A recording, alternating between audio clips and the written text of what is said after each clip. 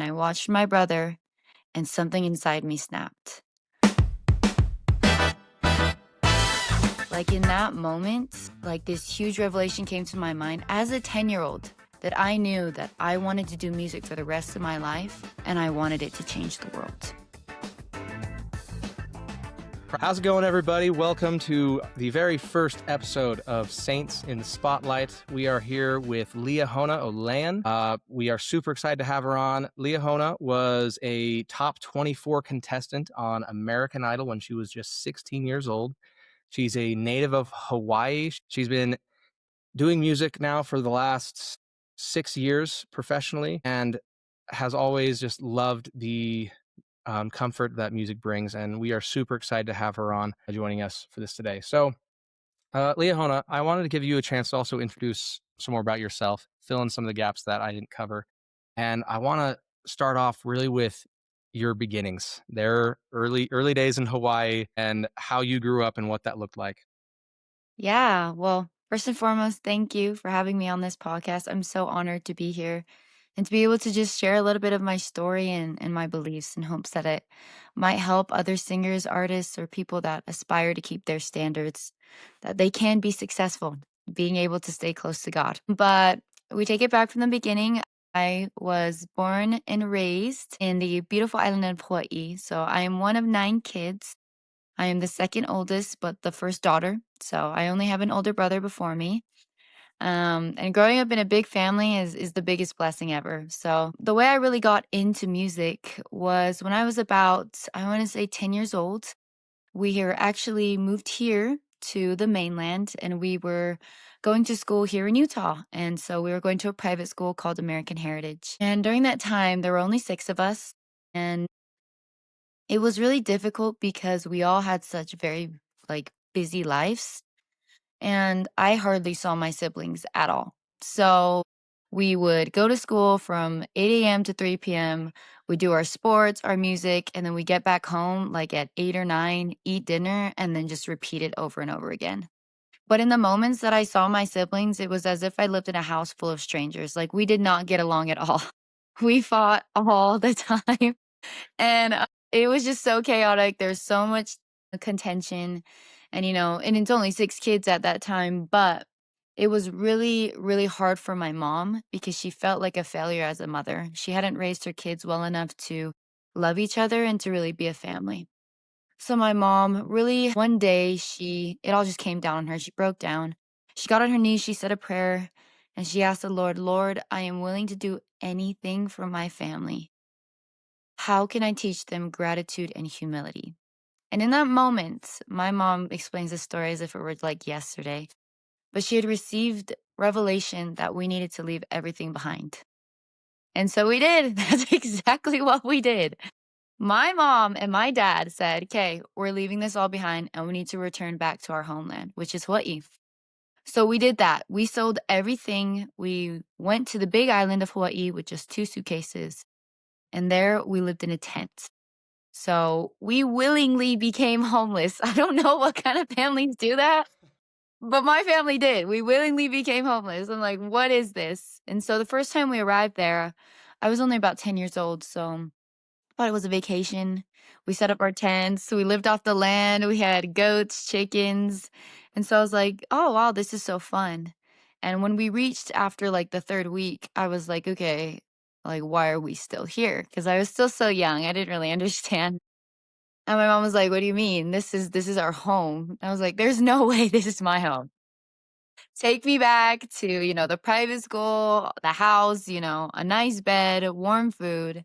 But we had none of that. And so for a year and a half, we just lived off the land and we lived in a tent. And my mom did that so that we, one, would get closer to our Hawaiian heritage. And the second was to get closer to God. At that age, as a 10-year-old, was like, I think the first time that I really got to understand who God is and how much He loves me.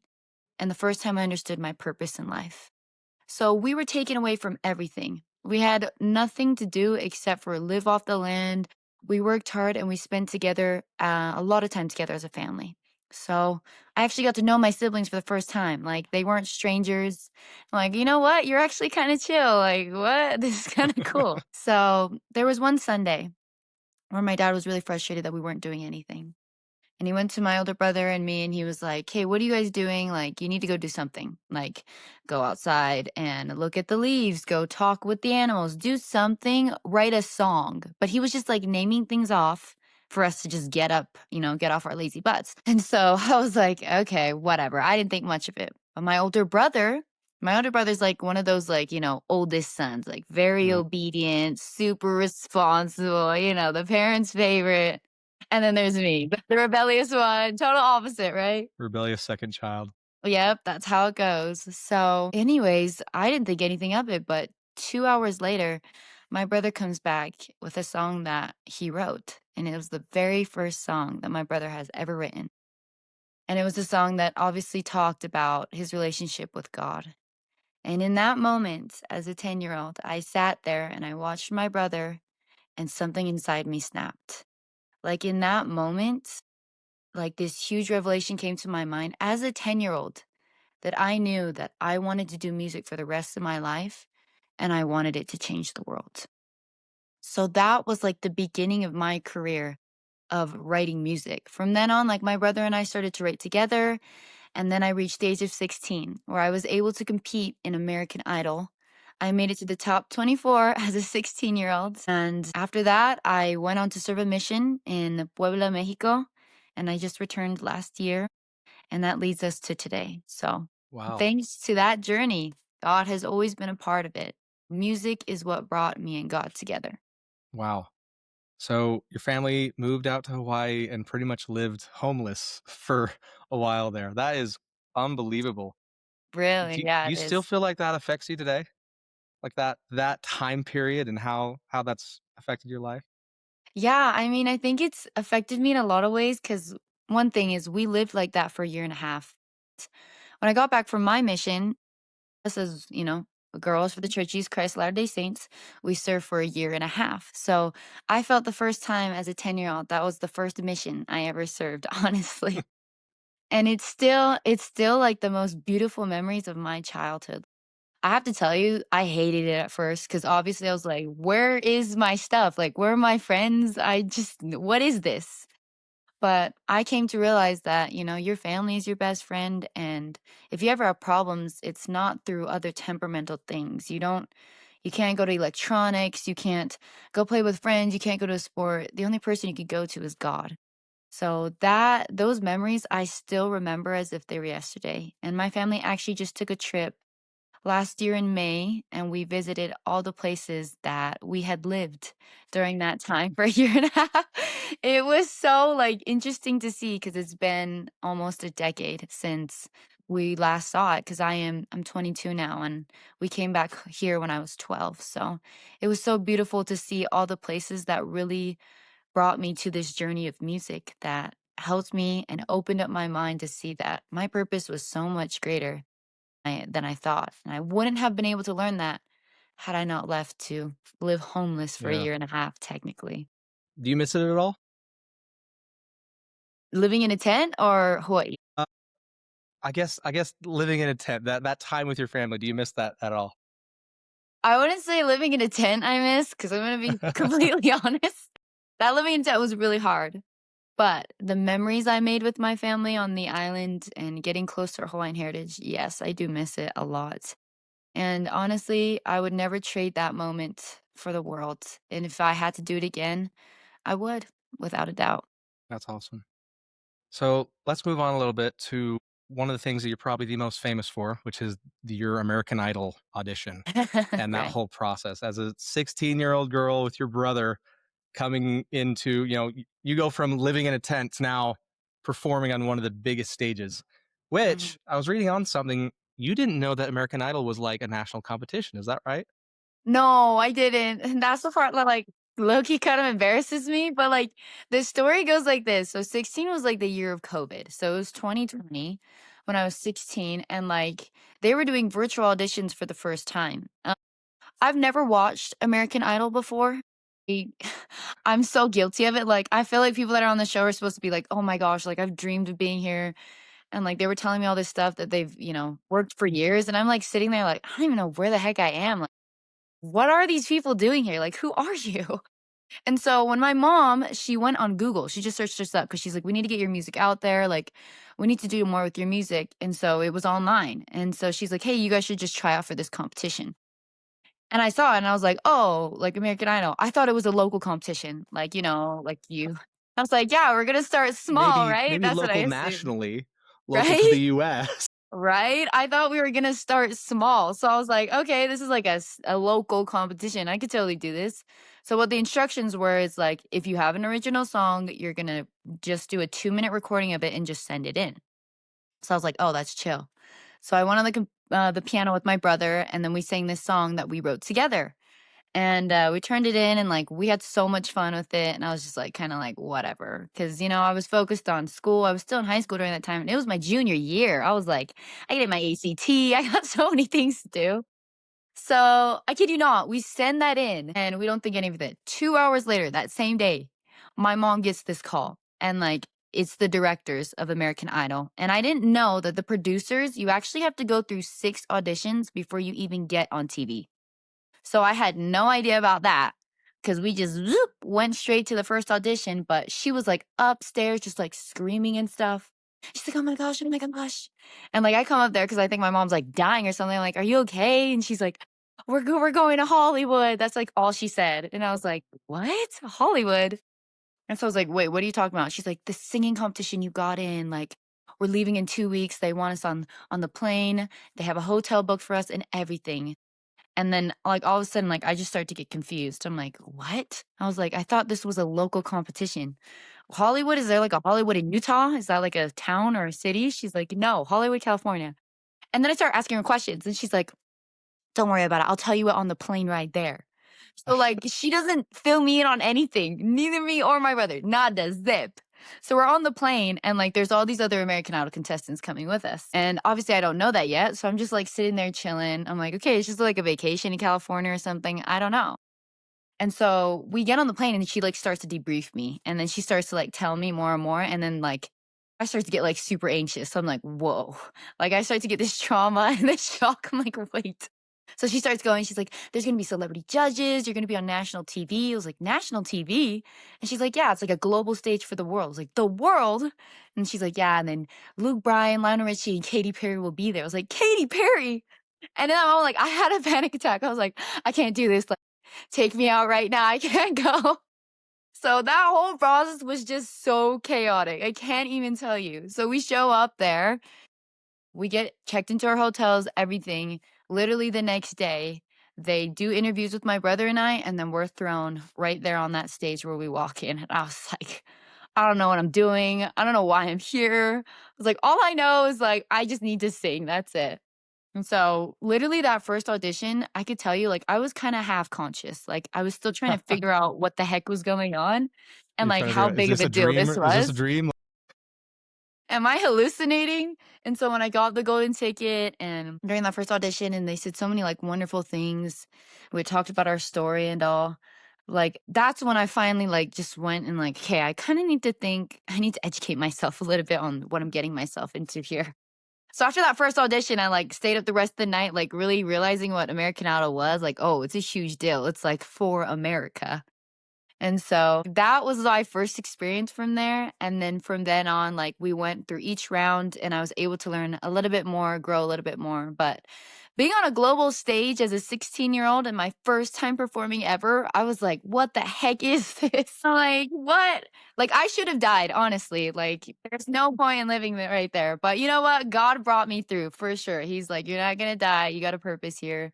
Just relax." But one thing I've definitely learned about with my relationship with the Lord is he definitely just pushes me. He throws me in it before I'm even ready. I learned that in the mission, I learned that living in a tent, and I learned it in American Idol. So I've kind of accepted my fate. I'm like, "All right, Lord, you ready to throw me in there? Just throw me in there. I'm ready." I love that. Yeah, that is quite the, um, surprise. I mean, to literally be on a plane going to a competition that you have never heard of before, suddenly I you open a know. door and Katy Perry's right there. Like, I know. She's like, "Sing for me." I'm like, yeah, "Okay, yeah, sure. okay, Yeah, sure, I'll I'll do give it that. my best shot." Yeah, and he did. It was awesome. I just watched the audition right before this to get a refresher on it, Aw, and it's thank you. so I good. appreciate it. So good. Like, you really do have, like, there's a certain level of spark and entertainment flair that you just have. And yeah, those Thank judges are right. you. It was really, really cool. Appreciate it. And so what's really interesting about that audition though is that I look at that audition and then I look at who you are today and the type of music that you are and how that's shifted. You had this, this really cute, um, sister brother duo that was going on. This really sweet, fun, bouncy kind of song. To now, the style of music that you get into is it's more of that intensity. It's a lot more of that hip hop style. Like it's a pretty interesting shift in how that. So how have you shifted over that? How has your, I guess, music brand changed over time, and what inspired that shift? Yeah, that's a great question. I think one of the things that inspired the biggest shift in my music career is my mission. So I think it's pretty crazy because I always wanted to serve a mission, but I think during the year that I turned 19, there was just so much opposition. And like I was just thinking there were so many huge opportunities for me as a singer that there really was no reason for me to go except for the reason that God had told me to. And so I was like, "Oh my gosh, I don't want to go. I don't want to That's do a it," pretty good reason, right? It's it's the best reason. It's the most valid. So I was like, "Dang, I can't go against his word because I never have, and that's how I've gotten here in the first place." But I think serving a mission in Mexico for a year and a half, when I came back, there's a lot of return missionaries that said that your mission blesses you for the rest of your life. And I was like, yeah, whatever. Coming back home on the plane, I was like, that's just what everybody says. Like, I don't know if it's true or not, but it's so true. I was proved wrong in that moment. One thing that's interesting is when I was about 16 years old, so when I started that American Idol journey, I started getting into production myself, like music producing and all that kind of stuff. And it takes years to really find your sound and hone in on it because as singers, you change all the time. Your vocal range will change, your stories and experiences. So, songwriting and all that will be different. And so, when was 16, I began to produce my own music. But it wasn't until I came back from my mission that I realized what finally like my sound was and I was able to hone in on it. And the only way you can hone in on your own sound is you have to keep doing it. Does that make Mm, sense? So, like, yeah. producing is not like just a one day thing. You're like, yeah, I think that's good. No, it has to keep going like for years and years and years. And so, with me, like, I've released and, produced and recorded so many songs, and every time it just gets a little bit better. So, it's like, practice makes perfect. But let me just tell you, when I got back from the mission, dude, everything just like zoop, it came into place and I learned so quick. Like I found my sound so quick. Like the 3 years before that, I was like, man, like what am I doing? All this kinds of stuff. Then I come back from my mission and like it's solid. Like everything's stable and I know exactly what I want. And a lot of that has to do with the spiritual growth that I had. It's so interesting to know that a lot of people don't realize that your spiritual growth ties into everything. Like if you're not strong spiritually, you're not going to be strong mentally, physically, emotionally. It all starts with the spiritual first. So when I realized that in the mission, like this has to do with my spiritual growth, everything is added onto that first. You know, that scripture, like, seek ye the kingdom first, and all things shall be added unto you. So that is literally what happened to me when I was like, hey, when I put God first, everything else falls into place and it comes so quick. And I wish people would just like, kind of just like figure that out because it took me forever. But like whoever listens to this, I hope just learn it now so you don't have to suffer later. But that was like one of the biggest things that I realized that my mission had taught me.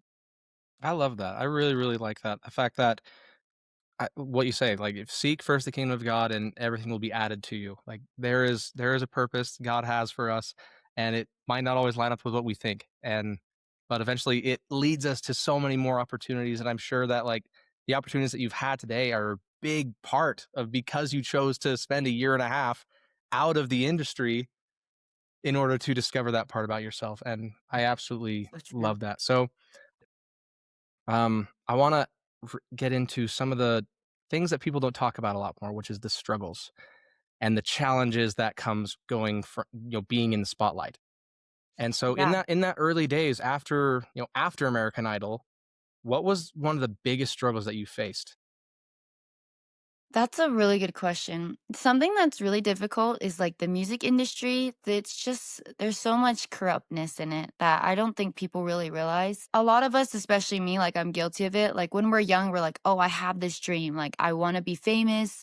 I want to be a pop star in this, and I'm willing to do whatever it takes. But sometimes that whatever it takes is not what you plan it to be. So, something I realized when I was very young, and I've grown up with such goodly parents, but my mom said that there is no worth of money, fame, status, price that is ever worth giving up your standards. So, she taught me that from a very young age. And kept that with me ever since. And one of the biggest things as a woman in the music industry is being modest.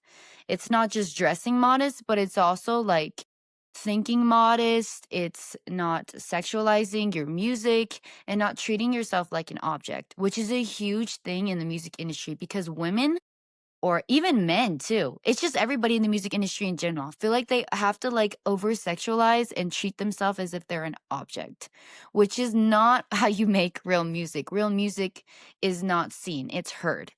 And so when I was 16 during American Idol, when you reach finally the top 24, they have all these offers from record labels everywhere. And so these record labels, they'll give you, you have to negotiate prices, how long you're willing to stay with them. Record labels have these contracts where you have to do what they tell you to. And a lot of that means you have to compromise your standards. So as a 16-year-old, I was like, oh my gosh, like all these people want me, like I'm going to do whatever it takes, whatever. But I did not know that the music industry does not care about your standards. And so when I went to all those meetings and those record labels and I saw those contracts and I sat there and listened as a 16-year-old, I wasn't really thinking of the business side of it. I was just thinking of the spiritual side of it. And I was looking, I'm like, yeah, maybe you guys will help me to make great music, but you're not going to make me a great person. And that's what Mm, I care about more than anything. And so there was like this one contract where this guy was willing, because they like to bribe you a lot. So they just put money in front of your face and they're like, take this now, and I promise your life will change. And like you just see like $10,000 at 16 years, you're like, heck yeah, I'm willing to do whatever. But I remember this one contract, he said that the one that was representing the label told me that I would be able to make whatever music I wanted, but I'd have to dress the way that they wanted me to. And in that moment, I don't know, like, if you've ever felt that, but like, in the scriptures, it says like a stupor of thought. yeah. Like, it just feels so heavy. Like, I just felt like the world come down on me as like a 16-year-old, and I knew that I couldn't take it, even though I wanted that dream so bad. But like, I wasn't willing to give up my virtue and my standards because my mom had told me that exact thing. There was nothing, no worth, no price, no money, no status that is worth giving up your standards, period. You give that up. If you give up your standards, something you stand for nothing. And so I did not want to be that person. And so I turned it down. I cried that day. Oh, I Oof. cried so much. It was so hard to give up because it was such a big step in my career. Like it could have changed my life forever, but it wouldn't have changed it for the better. It would have changed it for the worse.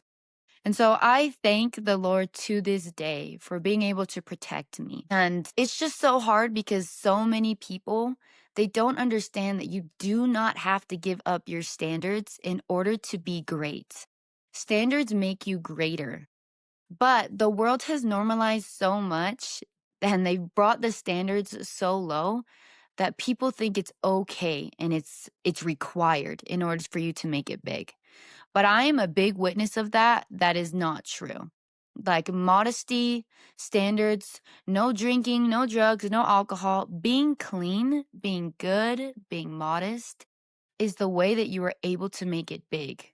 And you're going to make it big not only in this world, but in the heavens above. And that's what matters. I love that. I really love that. With the backlash that you faced in those early days, how did that redefine, early on when you thought like, "Oh, I wanna be a famous singer," how did then the realizations of what the music industry was asking to do redefine your definition of success? Yeah, that's a great question because, like I said, as a 16-year-old starting in the music industry, I was like, this is success. It's like Ariana Grande, it's like Beyonce, it's working 24/7, just treating your body like an object, just going, going, going. But if you really look at the personal lives of really big pop stars, they do have a very sad life because there's really no purpose into it. So there was a question that my dad had asked me when I finished my American Idol journey and I returned home. He said, if music were to be taken away from you right now, would you still feel like you have worth as a person? And I was like, "Oh, that's a heavy question because my life has been surrounded by it." I mean, even when I was younger, I was classically trained in the piano. My mom majored as a celloist in BYU, so music has always been a part of my life. So he said, if I were to take that away, or if God were to take it away, would there still be purpose and worth to your life?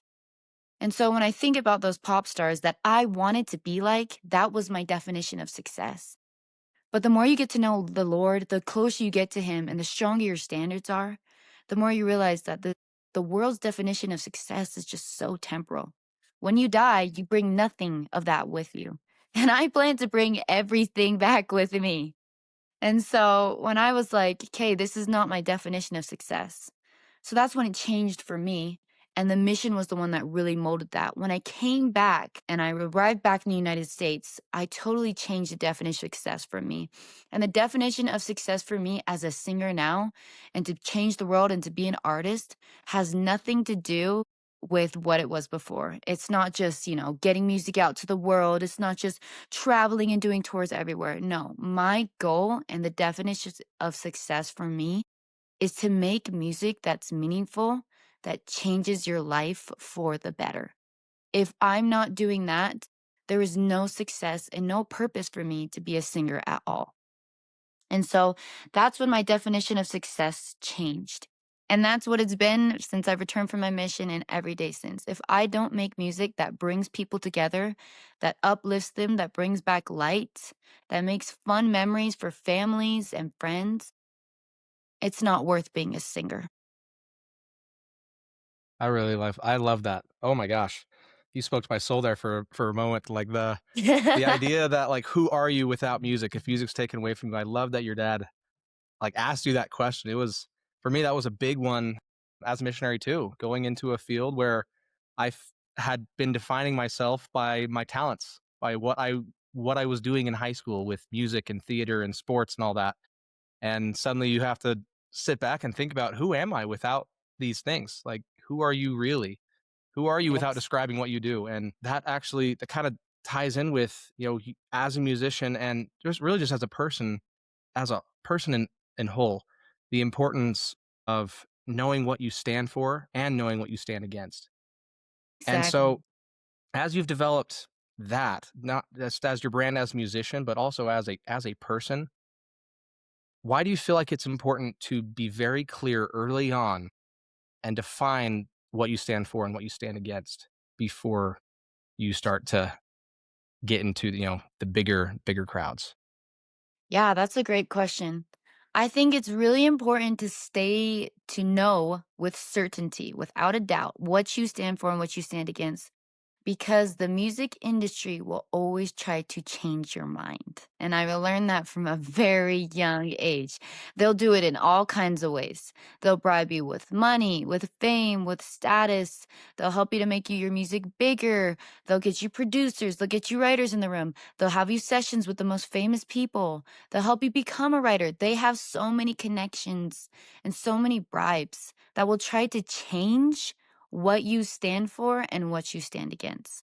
And it's so sad because in this music industry, there are so many that do. They give in every time because they don't understand that they feel like without those people, they'll never be able to be who they want to be as a singer. But it's wrong. There's a saying that if God be with me, who be against me? So you should always put your faith in the creator, the one that made you in the same image as he did. That's the one you should trust in, not the arm of flesh They have no idea why God created you the way you did. They have no idea why he gave you those talents. They have no idea why he gave you the life you had. They have no idea why he gave you the nose, the hair, the hands, why he gave you certain aspects, why you think the way you think, why you do. They don't know anything about that. And yet, the music industry teaches you so much to trust in the arm of flesh because all the results are right there. And something that I learned from a very young age is to not be a fence sitter. Like my mom always told me that. She's like, you cannot be lukewarm. Because if you don't stand for God, then you obviously stand for the adversary. And if you don't stand for the adversary, you stand for God. There's no in between. You can't keep hopping the fence back and forth because nobody really knows who you are, and neither do you. And so that was huge for me because I'm like, oh my gosh, yes, I have to know who I am. And the statement of who are you, everything you say about yourself is a statement. So the second you start to be a fencer and jump to this side, you're like, oh, I'm modest, but oh, for this occasion, it's okay if I dress this way. I'm clean, but it's okay if I just like drink once or twice. Those are fence sitters. You don't really know who you are, and you're not confident enough in yourself to stay where you are. Something I really learned that changed my life forever is my dad is one of the biggest role models of not being a fence sitter. And my dad grew up in California. So my dad grew up in a really poor area and he had a really hard life. And my dad from a very young age knew that he never wanted to be a fence sitter. And it sucks because in this generation, especially due to social media, there's a lot of people that will fence sit a lot. They'll be like, this is okay only when you do it this. But after that, it's not. There is no excuse to give up your standards, no matter what. And I have decided to live that way as a singer. So, one of the biggest things I've learned is modesty, especially for me, is a no brainer. I don't care what I'm doing. I don't care if I'm going to act, if I'm going to model, if I'm going on stage to sing in front of thousands of people. There is no excuse for me to be immodest. And that goes with every other standard I do. Why? Because if I give up that standard, I don't know who I am. And I don't trust in God's standards enough to stand for a minute. That means I'll be swayed as the waves and the wind pushes across the sea. And I don't want to be like that because it makes life so much harder. It makes life so much harder. People do not realize that. So do not be a fence sitter. Do not sit on the fence. You choose your side and you stay there. That is the most important. You stay grounded. There is no excuse to give up your standards ever. Yeah. You definitely take a very like blunt stance when it comes to your standards on social media, and I love it. Yeah. I feel like we need to see more of it. How do you deal with the haters, as the kids say, when it comes to that? Because in the music industry, especially in the whole entertainment industry, when it comes to what you are promoting, which is it's modesty, it's we are not objects, we need to cover up, like have dignity. You'd think that would be a no-brainer, but it is a very controversial opinion in the Yes. entertainment world. So how do you deal with the backlash that comes with that? Well, I think it's very interesting because when I was 16 and I competed in American Idol, it was the first time I had received like backlash. And it was the first time I was confused from it. I was like, I don't understand. I'm doing something good. Why would people hate so much about goodness? But there is a scripture in the Bible, and the Lord says, they hated me before they hated you. And so I stand for the Lord and I always try to be a representative of him no matter what I do. Even if it's worldly music I have to make, even though I go do a concert and I make songs that don't talk about God. I don't always have to talk about God. I can be an example for him. And that way is through my modesty. So the hate comments I get, like I honestly laugh at them. I have like nothing to say because in the end I don't care what they're going to think. There's always going to be haters for things that are good. And I've learned that from a very young age. I mean, I've got it from people that are really close to me too. I mean, it's a very controversial topic. Modesty is a huge controversial topic, especially among women. And it just makes me so sad because I'm like, don't you understand the definition of true beauty? It has nothing to do with showing skin. It has everything to do with your soul. So modesty does not display the body, it displays the soul. So if you have a good heart, if you have a good mind, if you have a good spirit and you work for that, there is no need to show skin. And you will understand it because the closer you get to God, the more convicted you feel to become like him. And so I really want to push these narratives of it's not only even that, it's like women's virtue, it's saving yourself for marriage, it's all those kinds of things because it allows you to be free to reach your fullest potential and to understand how loved you are. People don't understand, especially the haters, they always tell me like, why don't you just let women wear what they want to wear? I'm like, okay, that's an interesting question to say, right? Because I'm not in charge of them, right? But I can always share how I feel. But modesty is a form of self-respect, and a lot of women don't understand that. It's a sign of confidence. If we look like historically through the times, queens of the old, and even now, like the Queen of England or Princess Kate Middleton, whoever you want to say, they do not dress immodest. They dress modestly because they represent a status. They are have crowns. They are queens. And queens do not need to dress immodest to prove their worth. Their self-esteem has a title. They have a crown. They are leaders. They are supposed to represent. So we are all sons and daughters of God, kings and queens. We need to act that way. And a huge part of that is the way that you dress. If a queen dresses immodest, it gives the symbolism of her status. How you dress reflects the way that you act. And a lot of people don't know that. But I'm like, this is important. Every single standard. And one of the greatest ones too is saving yourself for marriage. Like hookup culture is so huge these days. Especially for the young adults and our generation. Like it's so big. It's so normal to just go to people's house and just like sleep around and do all this stuff. There is no sacredness anymore to standards. They've taken it away. That's what the adversary does. Woe to those that take good for evil and evil for good, right? And so we need to bring back good. And so when those haters come to me, they're like, whoa, this is that. I'm like, I don't care. I'm bringing back good. And I'm doing this because I love you. You deserve to have a beautiful life, a life that is worth living, and a life that is full of true happiness. And if I get hates for that, I do not care because I want to make you a better person. I mean, it just reminds you of the mission, right? Like rejection left and right. You're knocking on doors. People don't want this and that, but it doesn't matter what the haters say because there are people that want to change. There are people that need you and there are people that looking. So like that's the same mindset I have every time I make a post on social media. There are people that are going to hate, but there are people that are going to need it. And that's the reason I post. I do it for the people that need it. Wow. I want to pivot a little bit from this. I love this topic about really diving into your values and the importance of defining who you are in the industry. I want to now go into more the technical side, more the business side of the industry and how it works to help people understand what they're in for and how they can find success in that way. So when it comes to particularly the music industry, Mhm. how much do you think success is determined by skill versus connection? That's a great question. I'd say as a singer and as somebody, you could be so talented, but the one skill that really gets you to get up there, get out there, has a lot to do with technology. So it is a lot of connections. And don't get me wrong, like there are so many singers that are so good. They're like cracked at singing. And I'm like, dude, why aren't you big? You know what I mean? That's the question that we all ask ourselves with singers, right? But it all has to do with connections and marketing. I mean, social media is one of the biggest ways you can get yourself out there as a musician.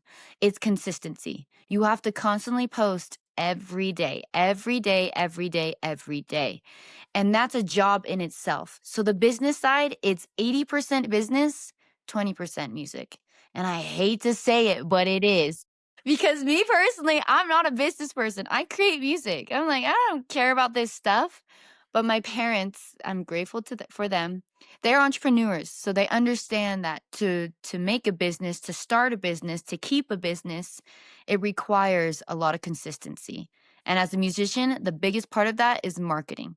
So marketing on all tables. You go to social media, you go to gigs, you go perform at people's houses, you go to open mics, you do whatever you can to get your music out there. And that is the hardest part of being a singer. I can personally attest to that. When I first started, I was like, I don't want to do this stuff. I just want to write music and sing. My mom's like, okay, well, that's not good enough. It's not good enough. So talent is just a portion, but business is really what makes it complete as a singer. Do you feel like independent musicians need to think like entrepreneurs if they want to be successful in it? 1,000%. And it sucks, but you know what? We're in this together, right? Hard part about being an independent artist is you don't have the connections of the record label, but it's not worth it because you'd have to sell your soul for it pretty much. But pretty much they have those marketing strategies, they have advertising, they have those connections. So as an independent artist, it's your job to be the entrepreneur. You have to find those connections. They're not given to you. You have to figure it out for yourself. So if I've had to figure out a lot of things myself, but it makes it more meaningful as a singer. You get to know your fans one on one way more. You become more intimate with them, and it's a long process. It's really slow, but it's worth it. And I can testify of that. It is so worth it. It can be slow, but it's so worth it. Building those connections, like what does networking look like done right? And what does it look like done wrong? Okay. There's a lot I can say that of ways you can network right and a lot of ways you can network wrong, but I think I can just give a few. Networking right, one of the biggest ways is to build personal relationships with your fans. So many people like, you look at the big celebrities and like, "Oh my gosh, like they don't talk to their fans at all. They don't do this and that." Well, when you start small, especially as an independent artist, you need to be very intimate with your fans. They are the ones that push your music. It's not you. It's them. They are your networking, your fans.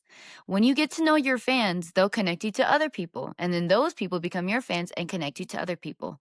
The biggest way and the most correct way to network is to be one on one with your fans. You can do lives, you can DM them personally, you can do concerts at their house. I've done so many of those. And you know what? It's so beautiful because I get to know their families, I get to know more about them, and they get to know more about me. And that's how networking begins, right? And the other way that you can network perfectly too is through social media. Social media is free, it costs no money. The only problem is it takes so much consistency. To network perfectly through that means you have to like post on a consistent basis, almost 2 to 3 times a day, which a lot of people aren't willing to do because they're like, that takes tons of work. You have to think of a lot of ideas. But the more you do it on social media, the stronger the network becomes. People will start to reach out to you. You reach out to them. You start to find gigs and collaborations. That's a perfect way to network. The wrong way to network is getting someone else to do it for you. Okay. It does not work. Mm, I've tried that. And like you get these teams to try to do it for you, but it's not authentic. Nothing about it is authentic. So people will start to follow you. Don't buy followers either. Oh my gosh. Do not do that. That is such a waste of time and money. Like, sure, you get a number on your feed, but like, that's pretty much it. Those people don't really care about your music. They're bot followers. That's bad networking. So don't do that. And the last thing of all is don't burn bridges. When you make connections with certain people, keep those bridges strong. Like, even though you guys may have disagreements sometimes, it happens in the music industry all the time. Especially if you write music and you produce it, everybody's gonna be like, I want this percentage, I want that. yeah. Build your bridges and keep them. Do not burn the bridges. You got to figure out and compromise from there. You burn the bridges, that's a network done bad. And I'm sorry, but it makes it so difficult. So I think that's a couple of the biggest advice I could give in that. Yeah. You brought up splits, payment splits. Like that actually ties into another question I want to ask about if I'm an aspiring musician, what do I need to understand about the legal side of music in understanding how rights work, understanding how like payment splits work and all the different things I need to understand about that world if I want to make sure I don't get screwed over, and two, I'm able to continue to do this for a long time. Yeah, that's a great question. One of the biggest things, because it's one thing to be a singer, but also to be a songwriter. They're both different realms, and people don't really realize that because there are singers that don't know how to write music and they just sing on stage, but songwriting goes behind the scenes. So there's something called splits, right, that we talk about. And a big part of music is called royalties. So every time someone listens to a song, every person will get a percentage off of that. The way that you don't get screwed over is, first of all, you have to do your research. So that's super important. And the other thing is to register yourself in ASCAP. So ASCAP basically helps you to split the things evenly, your percentages. And it helps you to understand where your rights are as a songwriter and where they're not. Because I'm telling you, I've been in a few sessions where Certain singers are like, well, I should get this much percentage because I did this and that. It can all come down to like certain words. Like, I put the word you in there, I put the word of. I'm like, who even cares about the word count? But the music industry is just one of the most highest paid industries in the world that people can get really greedy really quick in writing sessions. So we need to remember that when we register for an ASCAP, we do our research. And the third thing of all is before you even step into a writing session or you do splits, you are very like formal and upfront about your percentages. So there's no excuse to split the percentage, no negotiating. You have to be very upfront with your splits. If you don't, they'll screw you over. They'll be like, oh, well, she didn't say this or that, so I'll just give her like 10%. They always do that. I don't know why they do, but they always do that. And it sucks. And the last thing of all is make sure you always have a written contract before you get into the studio. A lot of people don't do that because they're like, well, I don't want the writer to feel like, like this is like something just of money. But it is like you're going to create, but it is money in the end that plays a huge part. This is your job, this is your living. So you really need to make the most of it. So contracts, formal and upfront with your percentages, ASCAP registered, and do your research. If you can do all those four, you're most likely not to get screwed over. If there's a loophole, you might get screwed over, but I guarantee you won't. How important is ownership? It's so important. You have no idea how important ownership is. I can't even tell you. You can't even distribute music anywhere without ownership. And the ownership, the person that owns the music, the rights, you can own different things. So, for instance, like there's people in certain sessions, they'll split the ownerships. They'll be like, okay, I will own the lyrics and the words.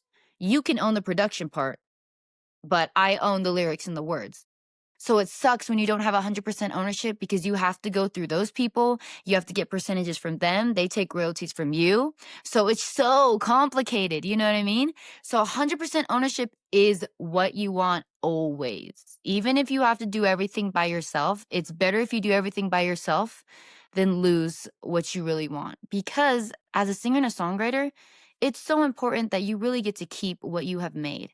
There's so many singers that have gotten screwed over. I mean, we can talk like Ariana Grande, Taylor Swift, big ones, but even independent artists that start, they get screwed over all the time. So it's important that you have 100% ownership. And if that means that you do everything by yourself, so be it.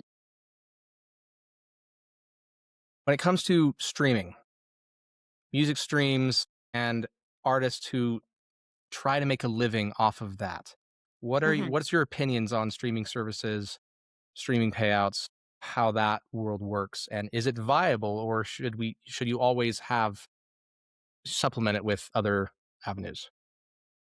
Yeah. So in music, streaming is one revenue to get music, but there are so many revenues to make music. And I strongly recommend you take other revenues than just streaming because streaming only happens after you release the song and you constantly have to let it play over and over again. But you have no idea because it takes so much money to even make that song in the first place. So there's other ways you can get money, and it's not just through streaming. And I would say that it kind of sucks. Video's a good distributor, and I think video is actually the best, honestly. But the point is, with any distributor, they always take percentages from you. So, Vidya, you use Spotify, Apple Music, whatever it is, they'll always take percentages. So, it would only work if you have like thousands of songs out there because one song, your revenue could be like you split it. So, like one song, let's say it's $1, right? The Spotify's like, "Hey, I get 10% every time someone listens to the song." But then Apple's like, "Okay, I get 10% too." And then you keep going and you have to spread it with all these distributors. You only end up getting like 30 cents in the end for one song. So unless you're releasing like thousands of songs every day and every year, that would be fine. Beautiful world, in a perfect world it would be, but it's not. The only people that get that are really big singers because the Mm. labels will constantly push people to stream them. But I would say get it from other revenues. And one of those revenues too is through songwriting. You get lots of rights and money from songwriting because when you own those rights, if people listen to a song that you wrote, you get percentages from that. The other thing too that I would strongly recommend is to get your music on TV shows and commercials. Like those are they earn so much money. Like there was this one commercial on Amazon that one of my friends, she's a really good producer. She helped to make the track of it and she still gets paid money to this day. And that Amazon commercial was made like 6 years ago. Wow. So those, yeah, those that's a great revenue. And concerts, gigs, those are other revenues. You always want to have at least 5 to 6 ways of earning money and getting all that cost from music. One will never cut it because it just doesn't work that way. I wish it did. That's what I thought at first. I was like, "Oh, my songs are out there. I'm gonna be rich." Wrong. How do you feel like AI is going to alter the landscape with the music industry here in the next 5 years? Man, I have like a love-hate relationship with AI. Like, there are some things I definitely love about it, especially as like a musical producer. There are a lot of tools that I use Mm, that are AI generated, and they're great. They're amazing. But when I see certain AIs take over the vocal part of it, oh my gosh, that's when I hate AI because it's getting so good. But the point is, I will say AI has taken over a lot of different industries, and I think it will take over even more. But I will say one thing with music, it's all about natural and rawness. And it's all about, being yourself, which AI can never replicate. In my personal experience of helping others to produce and even myself, it will never be able to replicate that no matter what, especially in the next 5 years. I think it can be a huge help to the music industry, but if we overdo it, it can be a great damage. And so I'm hoping like other artists just like me are like, hey, don't be dumb with AI. Like, be smart. yeah. Use it for the things you need. But once you start to overdo it, it causes a lot of damage and it ends up ruining the music industry in itself and the authenticity of it. Yeah. We're already seeing a lot. I mean, there's songs that have gone viral, just Yes, on blown social up media on from AI, Spotify, right? and they're all AI generated. The band doesn't exist. Right. Something that I see more and more of with the music industry and the importance, one, like you said, of being authentic, and then also of just like when AI floods the marketplace and we just have tons of music out there that's just everywhere, then the one thing that you will be the connection that you have with your fans. That can't be taken away. AI Amen. can't replicate that. AI can't mimic that. Like that is all you will have left when AI takes over the world. All you got. Got to make it count, you know? Yeah. And so I feel like, yeah, fans are going to be huge. The ability to connect with people on a very personal level is what's going to separate your successful musicians versus those that continue to struggle. So true. So we got a few minutes left here. First of all, thank you so much for coming on here. This has been awesome. You've given us some Thanks for great having me. insights. Love the stories that you've shared here. Before we go, I want to ask a little bit and talk about the legacy that you hope to leave behind and where you're going next. Like what's next for Liahona? When all is said and done, like what do you hope people remember about you? When all is said and done, I hope that people remember about me that I brought good to the world. And that's an important legacy for me to leave. I left it better than it was before. If I don't leave the world better than it was before, then I'm really disappointed in myself. And so that goes with everything I do. So every post I make, every song I produce, every lyric I write, I want to be able to leave the world better than it was before. That is the legacy I want as a singer and as a human being and as a daughter of God. And so, it's really hard because a lot of people don't really like good anymore. It's so different. They like drama, they like negativity, and it's really difficult. It's really difficult to be good these days. But that's what makes it even more worth it. And with my music for this upcoming year of 2026, I want it to be and reflect exactly who I am as a person. And I've only wanted to change the world and make it better. And I really feel sorry for the people that think otherwise of me because that's never my intention. I really do want to be a representative of God, as I was as a missionary, at all times and in all things and in all places.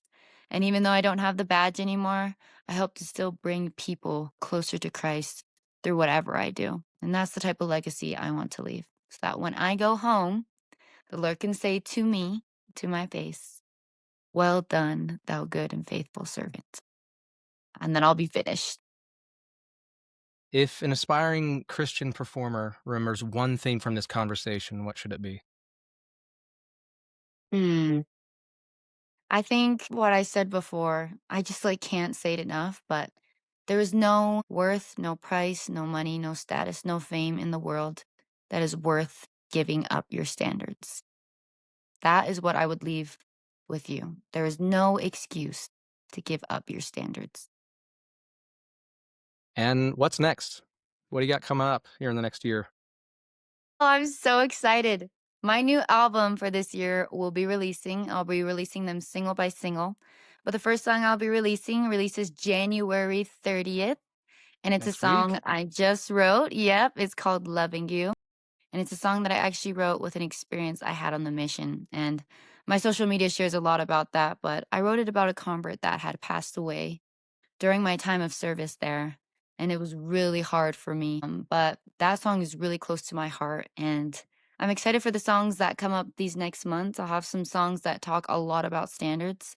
The next song I'll be releasing is one that's called Elegance, and it talks about the very standard that is very controversial, modesty. But this one it's a beautiful song, and I think it preaches a lot about the importance to remember where true beauty comes from. It has nothing to do with skin. It has everything to do with the soul. Awesome.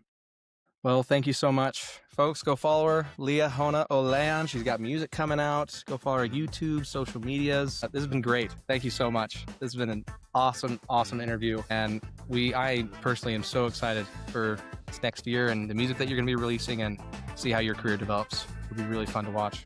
Thank you. Thank you for having me. I appreciate Thank it. you, I had so much Liahona. fun. Thanks for letting me blabber. I'm glad. I was like, talked a lot. That's the goal. We want you to be able to share different. People don't care about our stuff. Like, this is who they want to hear.